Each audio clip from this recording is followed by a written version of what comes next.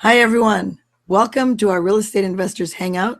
We do the Hangout every Thursday evening, and we share information and education about how to be a real estate investor.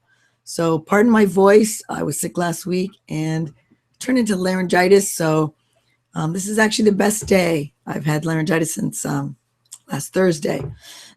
So hopefully I've got my cough drops here just in case I need any assistance. I have YouTube open, so let me turn it off because it's playing in the background.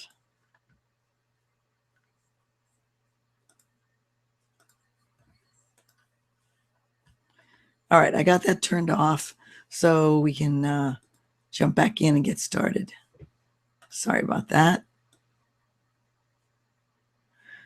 All right, so this is the final instructional section of my series, which is called Find, Fund, Fix, and Flip. And I still will be having some more fixers and flippers that I'll be interviewing later. But in terms of just me giving you, the basics, this will be the final class on that. And when we're done with the fix and flip interviews, we will move into landlording and rentals and property management. So I look forward to giving you some great information about those topics. So tonight I'm going to talk specifically about flipping properties, how to sell the house once you fixed it up. And it's highly appropriate because we do have a property that we're closing this week. I hope it closes tomorrow. So I'm kind of right in the middle of having those issues with escrow or the buyer needing more money and things like that, all those things that can happen when you're trying to flip that house. So anyway, I want to share with you the real estate investor matrix. And I did this when I started the series, but I didn't have it really laid out to look pretty. I was just giving you some ideas. So let me screen share that, and I'll go over with that with you to find out how do you best use the skills and resources that you have and apply them to starting out as a real estate investor. So let me screen share this one. All right, well, there we go. All right, so I'm screen sharing a PDF, and I will post it later on some of our sites like Facebook and G+, so you can get a handle on it. It is on G+, on the event page, and I think I posted it on my Wise Wealth Facebook page.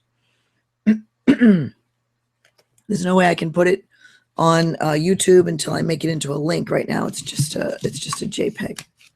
So what I did when I started out this series was I said, why don't you look at the strengths you have when you're trying to get started and start with, do you have cash? Do you have credit? Do you have time? Or do you have skills? And what combination of those do you have? So those are the resources or the strengths, and those are in white. So I want everyone to think about those. And then those, what you have dictates the type of investor you would become, at least initially. Now, the fifth key resource that we have here is teamwork.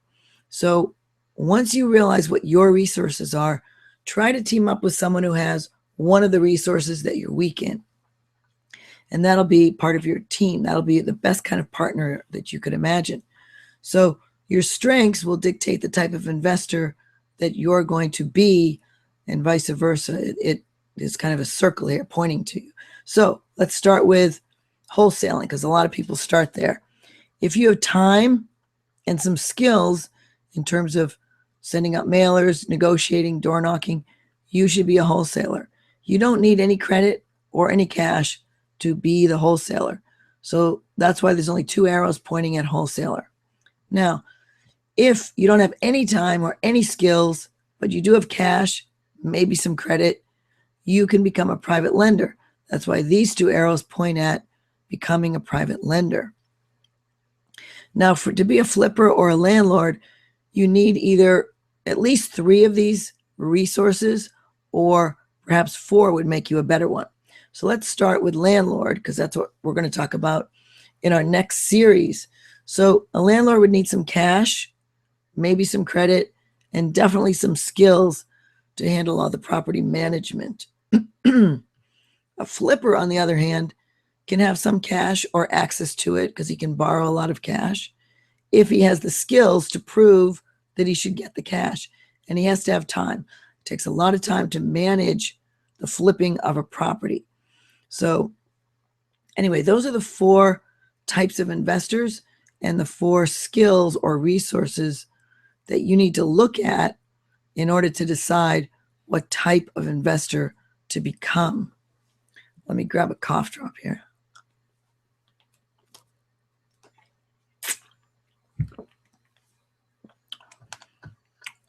All right, so I'm going to stop the screen share, and I hope you'll pardon me if I have a cough drop while I go through the presentation. So the first thing that we're going to look at here is pricing. If you're going to flip your house, what's your price going to be? All right, so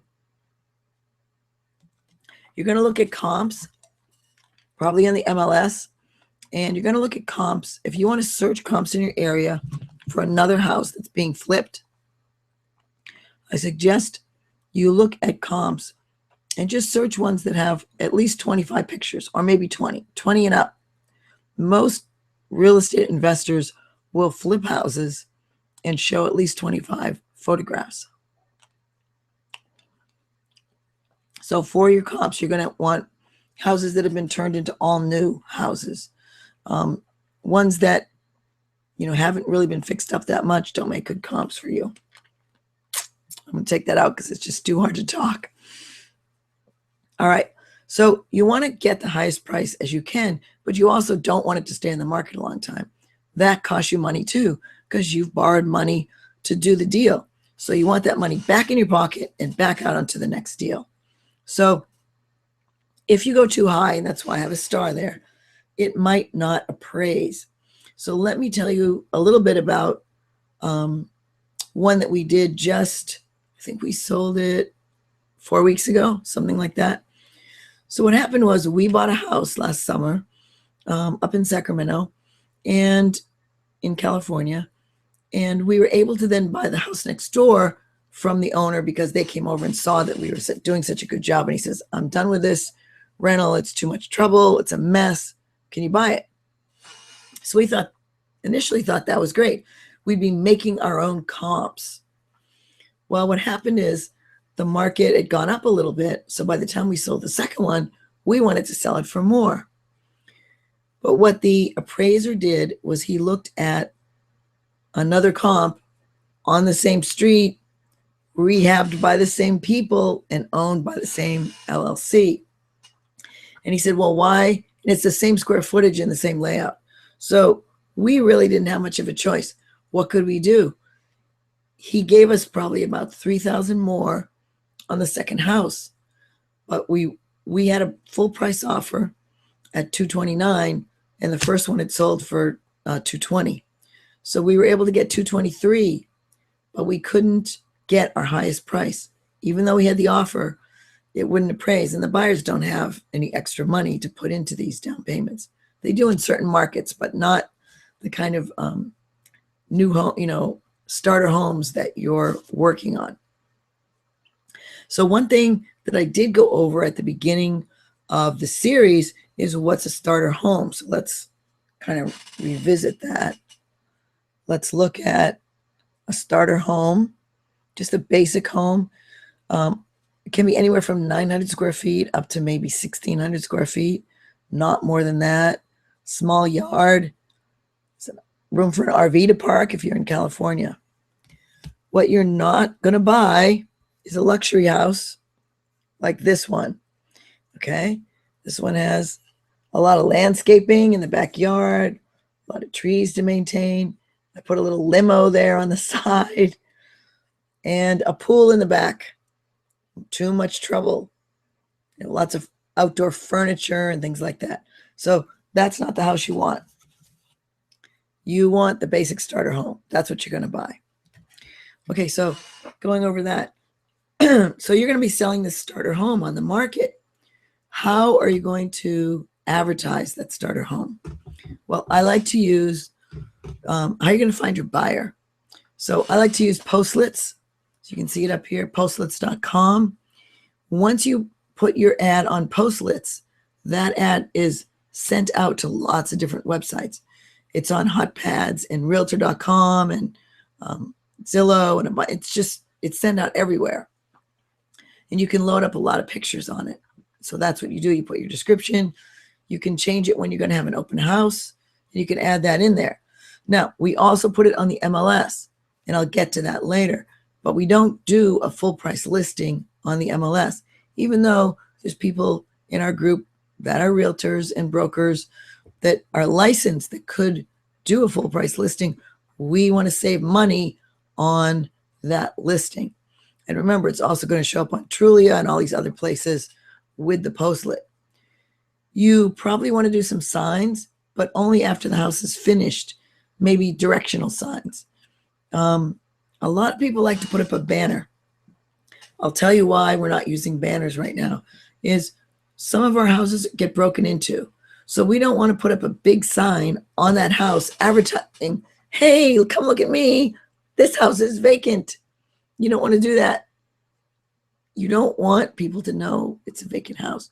So we don't put up that banner and try to get people to know about it ahead of time. We try to keep it pretty quiet. So Postlets, MLS, and I will talk later, I think, down here about that. All right, so what are your costs? You really can't control the escrow costs. I mean, you can find an escrow company that will work with you that do a really good job. And that's really what you're looking for. The cost of the escrow and title insurance, can't really shop it around that much. It doesn't change. What does change maybe are a lot of those add-ons that escrow will give you if, they want to charge for wire fees and, extra notaries and overnight fees. And if they exaggerate that, you want to maybe find another escrow company. All right, so if you're just joining me, pardon me for the laryngitis, but it's almost gone. So next week, it'll be much better. Okay, what are your costs? So for agents, that looks like 25%, but trust me, there's a dot in there. We offer buyer's agents 2.5%, and that is for them to bring us a buyer. Now, most of the buyers are going to be found on the MLS, and that's why we offer the buyer's agent the 2.5%. Sometimes we start advertising a week before we put it on the MLS, and we do the open house, and we do Postlets. We kind of wait to see if we can get anyone.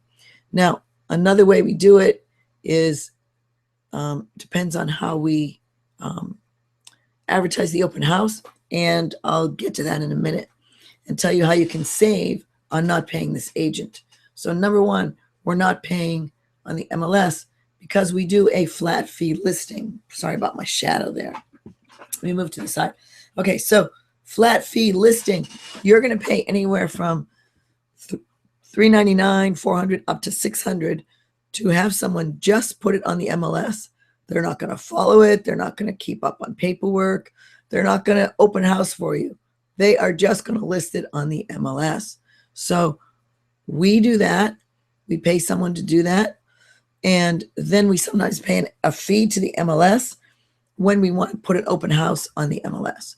We also put our open houses on Craigslist and put that on Postlets so people know about it. And then we'll use the directional signs to get people to come. And when I get up to the players, I will tell you a little bit about how we advertise in the neighborhood, because it's very nice and easy to get a buyer from the neighborhood if they have a relative who lives there and who wants a friend or relative to become their new neighbor. Closing costs. What do I have down there? Closing costs. Okay. Closing costs with the buyer. a lot of your buyers are going to ask for closing costs. We try to limit the amount that they get by saying we will pay closing costs up to this amount. So we don't want to go over that. Or we say we'll pay non-recurring closing costs up to this amount. That way, the escrow or the loan officer doesn't ask us to pay prepaid interest or anything like that. Non-recurring closing costs are things that only happen in the escrow, and they don't recur month to month. So we don't want to prepay any interest or, taxes or whatever, insurance for the buyer. We want non-recurring costs. Okay, but sometimes the buyer comes in, only has the down payment. That's all they have. That just happened on the house we're trying to sell this week. So we are ending up paying 2.75% on that close. And then we're still debating this, but they're still asking us to pay their title insurance fee and one other fee that was above the 2.75%. So there are other costs that they're having us pay. I think prepaid taxes, something like that. Okay, so who are your players in this scenario? First of all, you have a loan officer. You have a loan officer that's going to pre-qualify these people for you, okay? And you can also reach out to new agents who might want to sit an open house at your house because they want to collect new buyers. Even if the buyers don't buy your house, they might buy a different house from the same agent. So that's really what their objective is to get more clients. So if they sit the open house and someone comes in without an agent, they immediately kind of sign them up and say, can I show you? Now, there's an advantage to not doing that. We like to have the loan officer. The loan officer will walk the neighborhood and give out flyers asking people if they want to find a friend or relative who wants to live in this house. Also, if we sit the open house, then the new agent doesn't find a new buyer, which if we can sit the open house ourselves, that's also good.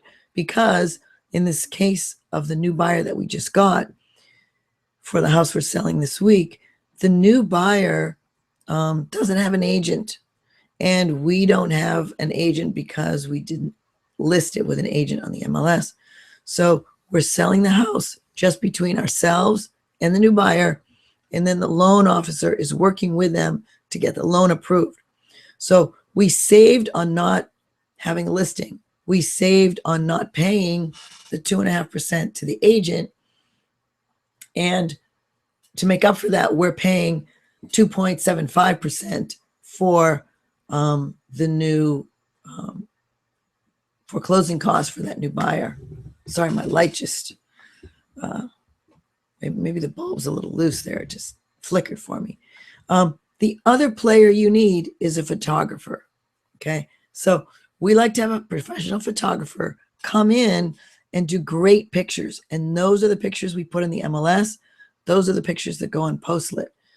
And I don't know if I'm not going to be showing you those today, but they're really great pictures. They're way better than anything you could take yourself. So definitely pay for that. It's worth paying for. It's not worth paying for the listing. And try, it's definitely worth paying for the agent when they bring a buyer to you. Okay, house cleaner. You need a house cleaner. Even though everything's brand new, there's construction dust. There's dust that settles on your new shiny countertops. So you want someone to come in and clean that up. We can get a cleaner from Craigslist, check their references. You definitely don't want your house cleaner to be tipping people off that there's an empty house that they can come steal stuff from or trash it or whatever. So vet your house cleaner, ask for references, or see if they work for a service, in which case they would be bonded. Sometimes if it sits too long, they have to come in a second time just because a lot of the dust settles, not just house dust, but dust from drywall and things like that. Okay. What's another thing you're going to use to entice your buyers? you're going to want a home warranty. Okay, so you can order a home warranty from a home warranty company. And what they do is guarantee that in the first year, if anything happens, they pay for it. Let me fix the light bulb here for a second. Yeah, it was loose. Okay. All right. So when you're flipping, you are trying to save as much money as possible. So sometimes there's a few things you won't do. Okay. If you do everything, you will not make money. There's a few things you won't do. And if they ask for it in escrow, then you're going to pay for last minute repairs. Sometimes it's the water heater. Sometimes it's some plug issue. Sometimes it's something to do with the bathroom. Sometimes it has to do with some landscaping issue or a fence. So there are some last minute repairs, just like your miscellaneous things in your fixing budget that we talked about earlier on one of the other videos. So make sure you have a little money ready for those last minute repairs, a roof certification. And then everything else is handled by the home warranty so that when you close, they're not going to be coming back to you and asking you to fix anything. Okay, so that kind of covers the topics. And as you can tell, I'm kind of running out of the voice here tonight. So it's going to be a little bit of a shorter video. What I want to do is show you some pictures. Oh, there's another thing I didn't put up there. It has to do with staging. And it should have gone up here. So should you hire a stager? Unless you're doing a house that's in the $500,000 range, I wouldn't hire a stager. I would go buy a few nice items, put them around the house, especially on these smaller houses. The more furniture you put in, the smaller the house is going to look. So I'm going to be showing you some pictures and demonstrating some of those things that we buy to put into a house, to have it just minimally staged so it kind of looks homey. And I'm going to show you two different houses. We use kind of the same items, but they're in different locations in those two different houses. So you can see how you can kind of mix and match things around. So let me go back to screen share. I'm going to try to do the desktop, and that way I'll be able to show you, every picture. So let me just do the desktop. Yeah.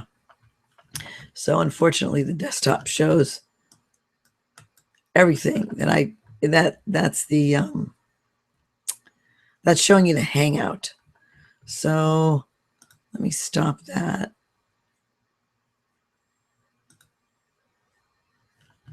So I'm going to just see what I'm going to have to show you each picture by itself. All right.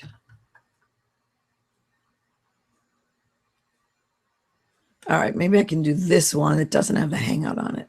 All right, perfect.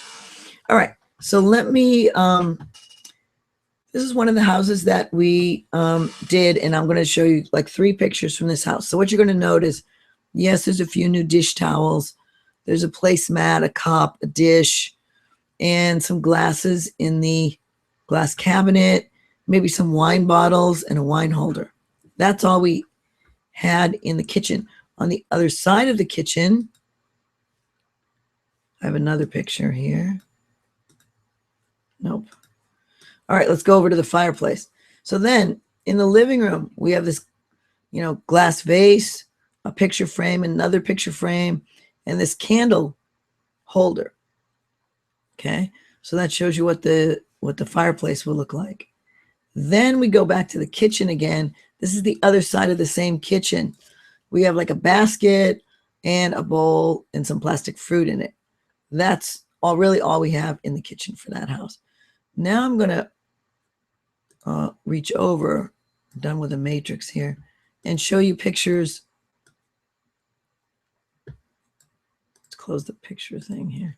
Show you pictures from the other house. We did have the couch in that house, but I didn't show you the right angle. So we have a small couch because this is a very small living room. This house happens to be 900 square feet. The first one I showed you was about 12 or 1300 square feet. So notice that photograph that was originally on the fireplace, Now it's over here on this little table. These are very inexpensive tables you can get from IKEA. All right, I'm going to show you the shower. Now, we had a shelf in the shower. I didn't know what to do with it, so I used the candle that was on the fireplace in the last house. Just a way to mix it up. All right. Here's the sink, and here's the bathroom. Here's that towel that had originally been on the stove in the other house. It's here now. I bought a few more candles. Now let's look over at the kitchen. Here's that same bowl with the fruit. Here's a basket. And here's a picture frame that was on the fireplace in the other house. And I think I have one more. On this one, in order to stage the master, we put in a bed. Now, this is an inflatable bed. It's two of those inflatable mattresses on top of each other. Put a bedspread. Yeah, we could have used a better one, but one of the guys put that in there. So anyway, that is how we stage the house. Let me stop the screen share.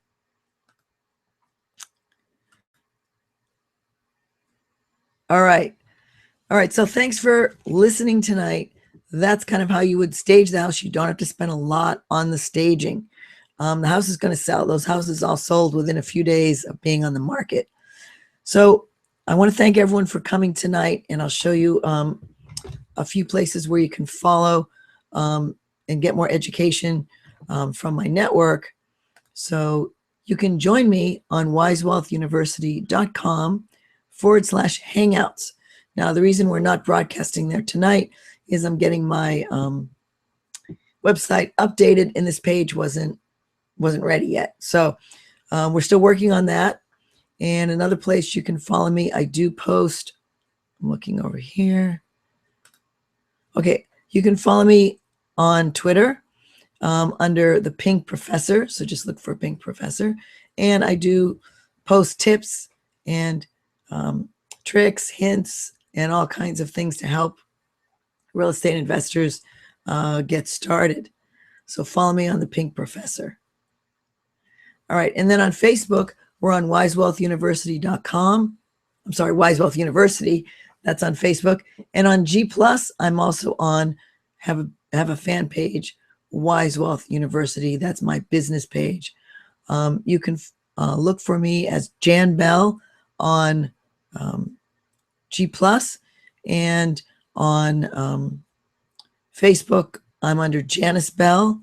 And then also on YouTube, we also have our channel is also called Wise Wealth University. So I hope to see you at one of those locations. Again, in the next couple of weeks, I'll be interviewing people who do find fun, fix, and flip. And now that we've concluded the educational section of this, they are going to be free to talk about their favorite part of finding, funding, fixing, and flipping. And we hope to have a special guest who's also going to talk about negotiations. So anyway, everyone, I appreciate you coming and listening on Thursday night. I hope you're getting a lot of education from it. And I will be talking to you next week on Thursday at 6. And my voice will be all cleared up by then.